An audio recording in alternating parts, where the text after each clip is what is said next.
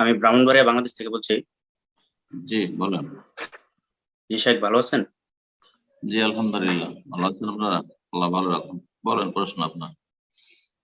জি শেখ, আমার প্রশ্ন হলো, অনেক আলেম বলে থাকেন যে রাসূল সাল্লাল্লাহু আলাইহি সাল্লাম ঘুমালেও ওনার ওযু ভঙ্গ হতো না, এরকম আকীদা কি সঠিক?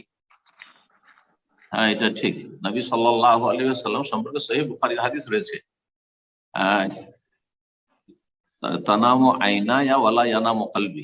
নবী সাল্লাল্লাহু আলাইহি ওয়াসাল্লাম বলছেন, আমার দুই চোখ ঘুমায় কিন্তু আমার হৃদয় অন্তর ঘুমায় না। কারণ অন্তর সবসময় ওহী গ্রহণের জন্য প্রস্তুত থাকতো। আল্লাহ রাব্বুল আলামিন নবী সাল্লাল্লাহু আলাইহি ওয়াসাল্লাম এটি মুজিজা রেখেছেন। সুতরাং যখন মানুষের শুধু চোখ ঘুমায় বিশ্রামের জন্য আর অন্তর ঘুমায় না, তাহলে তিনি উদাসীন গাফিল না, সবকিছু জানতে পারছে, বুঝতে পারছেন।